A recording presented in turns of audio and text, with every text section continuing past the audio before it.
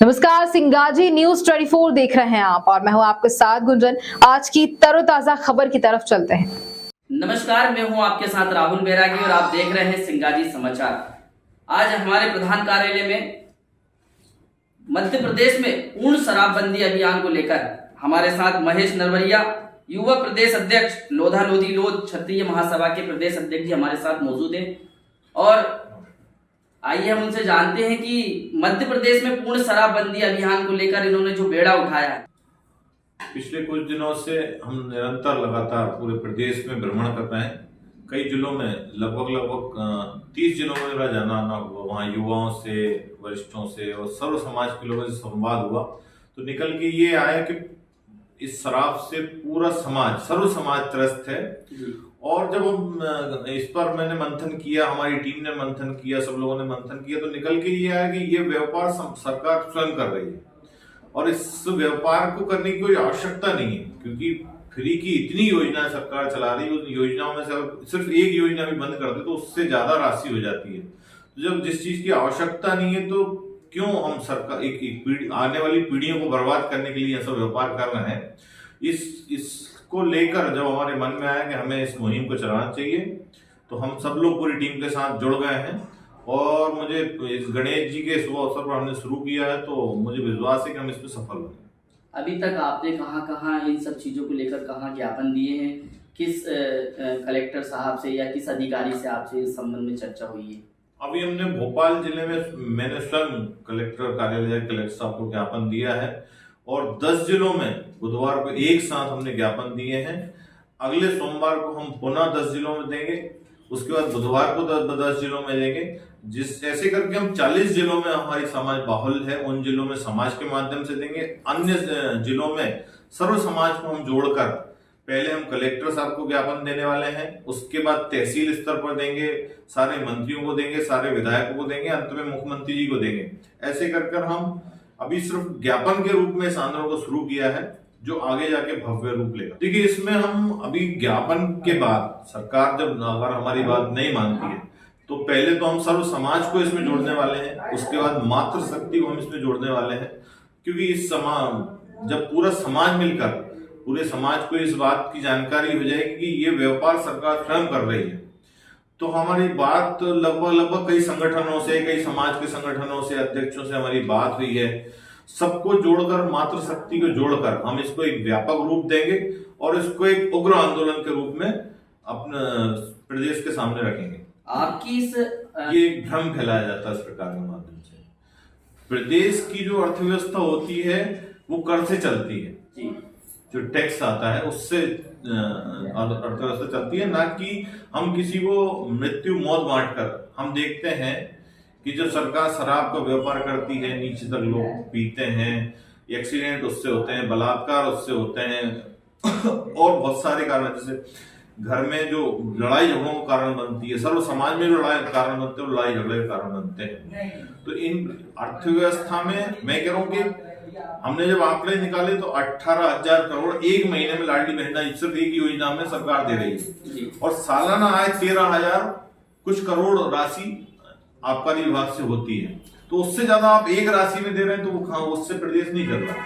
हम बात करते हैं, सरकारें बात करती है कि हम राम राज्य लाना चाहते हैं, लेकिन सरकार खुद अगर जो इस प्रकार कृत्य हैं आगे लेके करवाती है तो मुझे लगता है इसमें विचार करने की आवश्यकता है। इस मुहिम से, जैसे कि आज अपन इस खबर को प्रकाशित करेंगे, इससे लोगों में एक मैसेज ये भी जाएगा, इससे आपका कोई निजी स्वार्थ तो नहीं है? देखिए, ये समाज की पीड़ा है, सर्व समाज की पीड़ा है। आप देखिए, लोगों के बच्चे खत्म हो जाएं, मांग उजड़ जाए, ऐसा व्यापार हमें क्यों करना चाहिए? आप जब कहीं जाके देखेंगे, आप सरकारें अपनी बात रख रही है आंदोलन, जो बंगाल का जो कांड हुआ जी, बलात्कार का जो कांड हुआ वो नशे में हुआ। हमारी धर्म नगरी उज्जैन जो शर्मसार हुई वो नशे में हुई। और बलात्कार का मुख्य कारण हमारे प्रदेश को देश में दूसरे नंबर पे लाने वाला अगर कारण है तो वो शराब है। बलात्कार के केस में दूसरे नंबर पे है हमारा प्रदेश। हम किस दिशा की ओर जा रहे हैं, हमारा प्रदेश किस दिशा की ओर जा रहा है, इन चीजों पे हमें विचार करना पड़ेगा। व्यक्तिगत स्वार्थ के लिए जो लोग मुझे व्यक्तिगत जानते हैं वो जानते हैं कि मैं कभी बहुत ज्यादा राशि के पीछे, बहुत ज्यादा अपने उसके लिए नहीं भागता, लेकिन कि अगर हमारे सर्व समाज की इस तकलीफ पर है तो किसी न किसी को तो आगे आना पड़ेगा। क्योंकि मीडिया के माध्यम से पूरे प्रदेश में मैसेज जाएगा कि आप शराबबंदी को लेकर उनके खिलाफ हैं, लेकिन सब लोगों की मानसिकता एक जैसी नहीं होती है। इसको लेकर मैंने आपसे एक सवाल किया, देखिए क्या आप लाडली बहना योजना के खिलाफ हैं? नहीं, एक बात आपने पहले मैं उसका जवाब दे दूं। एक बात आपने रखी कि कई लोग उसको ना नहीं समझेंगे या बात ना माने, या मेरा कहना है कि आज की जो पीढ़ी है जी, वो पीढ़ी, वो समय चला गया कि एक बात आपने किसी बच्चे से बोली और उसने सुन ली या घर वालों ने सुन ली। वो समय मुझे नहीं लगता, उस पीढ़ी से हम आगे जा रहे हैं, बहुत तेज है पीढ़ी। तो मेरा कहना यह है कि आप जो पीने वाले लोग हैं, जो ये चाहते हैं कि हम पिए, उनसे मेरा निवेदन, आज की जो पीढ़ी है वो आपकी बात मानेगी नहीं, आपको फॉलो करेगी। तो क्या आप ये चाहते हैं कि आपके बच्चे आपको फॉलो करें और उनकी हुई दारू या नशे में या अन्य नशे में लिप्त हो जाएं? तो मुझे लगता है कोई माँ बाप नहीं चाहेगा। आप आपके लिए मत छोड़िए, लेकिन आप आने वाले आपके बच्चों के लिए, किसी और के लिए इस आंदोलन में शामिल मत होइए, लेकिन आपके बच्चों के लिए तो कम से कम इस आंदोलन में आपको शामिल होना चाहिए। जहां तक लाडली बहना का सवाल है, तो मैं इसके पक्ष में पहले भी नहीं था, आज भी नहीं। पहले मैंने एक बार एक इंटरव्यू में बोला था कि इस पैसे को माताओं बहनों को भी नहीं लेना चाहिए, इस पैसे में खून लगा होता है। ये पैसा ना तो मुख्यमंत्री शिवराज सिंह चौहान जी या मोहन यादव जी या कोई भी सरकार है अपनी जेब से नहीं देती। जनता को इस बात को जान लेना चाहिए कि ये पैसा कहीं से घूम फिर के हमारी होता है, जो हमारे जेब में डाल दिया जाता है। और सिर्फ हमारी सरकार बने या मैं ही मुख्यमंत्री बनूं, उसके लिए आप प्रदेश और देश को बर्बादी किस हद तक ले जाएंगे? जरूरी नहीं कि हम सर, अटल जी ने बहुत अच्छी बात कही थी कि मैं रहूं या नहीं रहूं, ये देश रहना चाहिए। तो हम प्रदेश और देश के लिए क्यों काम नहीं कर सकते? मतलब हम इस बात के लिए क्यों काम करेंगे, हम ही रहें। इस स्थिति में हमको कभी नहीं जाना चाहिए। यहाँ तक मेरा मानना है कि ये प्रदेश और देश बर्बाद हो जाए और हमें सिर्फ वोट मिल जाए, हम किसी भी स्थिति में चले जाएं। हम देख रहे हैं हर महीने 5,000 करोड़ 7,000 करोड़, फिर जब ये सरकार बनी थी अभी जो 85,000 करोड़ का सरकार ने कर्ज लिया था, और फिर 3 महीने के बाद फिर कर्ज लेना पड़ रहा। कैसे हम आगे इसको बढ़ाएंगे? ये चिंता के मुझे लगता है बहुत चिंताजनक विषय है। देखिए, हमारा आंदोलन सरकार के खिलाफ नहीं है, सरकार खुद मुझे लगता है कि जनता के खिलाफ है।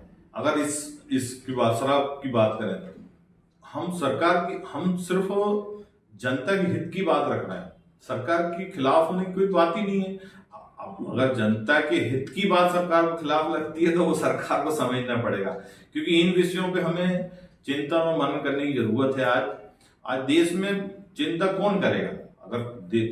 आप देखिए, मैं बता रहा हूं आपसे, हर दूसरे तीसरे दिन कभी कभी तो निरंतर फोन आते हैं कि आज हमारी बहन बेटियों के साथ क्या हो रहा है।